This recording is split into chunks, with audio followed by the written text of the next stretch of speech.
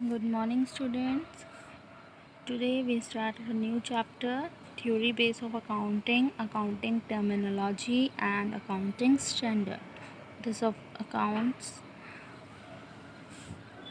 Now we read this explanation.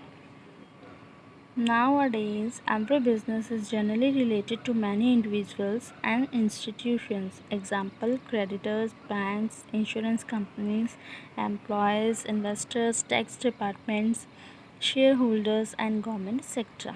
अब हमें पता है कि हमारा जो बिज़नेस है वो क्या है, काफ़ी लोगों से लोग उसमें काम करते हैं या फिर इंस्टीट्यूशंस जो हैं वो क्या है, काफ़ी लोगों से चलता है। तो उसमें कौन कौन से जो हैं वो पार्टीज़ जो हैं वो जुड़ी होती हैं, जैसे कि creditors, banks, insurance companies, employees, investors, tax departments, ये सारे क्या हैं, हमारे बिजनेस से रिलेट करते हैं, मिलते हैं।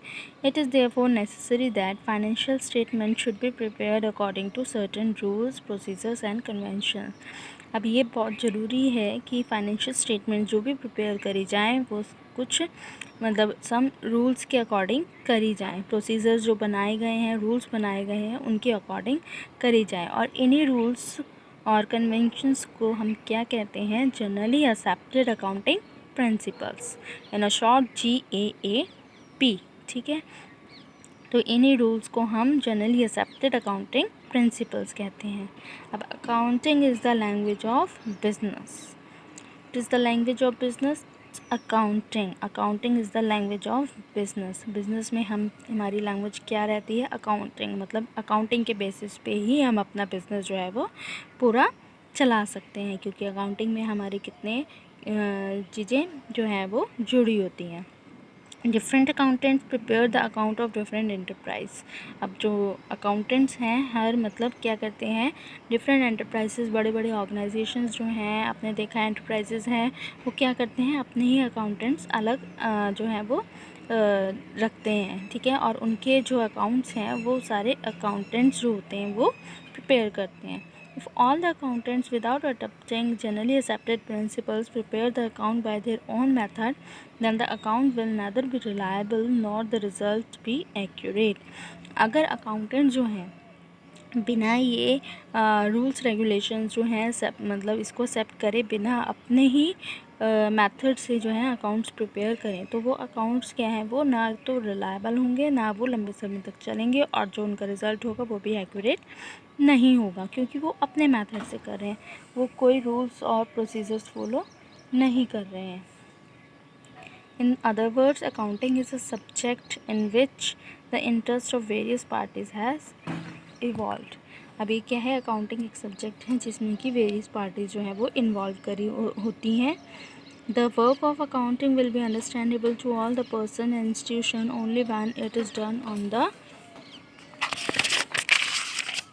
basis of standardized terminology, language principles and elements. अब जो अकाउंटिंग जो है वो तभी सक्सेसफुल होती है जब ये क्या है, स्टैंडर्ड टर्मिनोलॉजीज जो इनके प्रिंसिपल्स हैं, एलिमेंट्स हैं, उनके बेसिस पे बनाई जाए। These fundamental elements are accounting principles, accounting concepts and accounting क्या है, कन्वेंशंस। अब ये फंडामेंटल हमारी ये टर्म्स दी गई हैं, ये हमारे एलिमेंट्स हैं जो कि हमारे अकाउंटिंग में यूज़ होते हैं। ठीक है, accounting principles. Now we study first accounting principles. Every science, whether a natural science or a social science, is based upon some principles and rules. अब हमें पता है कि जैसे कि साइंस में भी क्या है, रूल्स होते हैं और प्रिंसिपल्स होते हैं, तो इसी तरीके से क्या है, अब हमें to study that science we must know its principles and rules. अब हमें साइंस को पढ़ने के लिए उनके जो प्रिंसिपल्स बनाए गए हैं एक्सपर्ट्स के द्वारा और जो रूल्स बनाए गए हैं उनको हमें पढ़ना ज़रूरी होता है। The according to the American Institute of Certified Public Accountant has defined the principle as, इन्होंने प्रिंसिपल को कैसे डिफ़ाइन किया है, अ जनरली लॉ और रूल अडॉप्टेड और professed as a guide to action. जो कि हमारे जनरल रूल और लॉज बनाए गए हैं वो अडॉप्ट किए जाते हैं, उसको क्या है मतलब लागू किया जाता है as a guide to action, कि हम जो भी काम कर रहे हैं तो उनके अकॉर्डिंग हम उसको करें, ठीक है, उनको अडॉप्ट करके करें।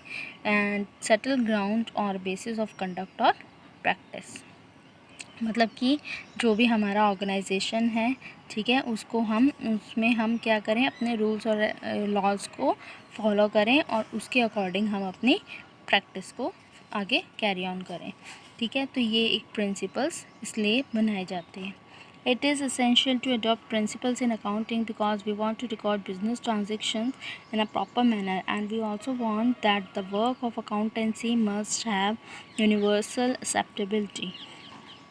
अब ये क्या है, प्रिंसिपल्स अकाउंटिंग में अडॉप्ट करना बहुत ही ज़रूरी है, क्योंकि इन्हीं के बेसिस पे हम क्या कर सकते हैं, अपने रिकॉर्ड्स को, ट्रांजैक्शंस को क्या कर सकते हैं, रिकॉर्ड कर सकते हैं इन अ प्रॉपर मैनर। जब तक हमें पता नहीं होगा कि हम क्या चीज़ कहाँ पे रिकॉर्ड करनी है, कौन सी ट्रांजैक्शन कहाँ पे लिखनी है, तो वो क्या है, वो जो सिस्टम है वो ख़राब हो जाएगा। अब जब अगर हम प्रिंसिपल्स के अकॉर्डिंग वर्क करते हैं, ट्रांजैक्शंस को हम उनके ही प्लेस पे लिखते हैं, तो हमारा वर्क जो है वो इजी रहेगा और एक्यूरेट रहेगा।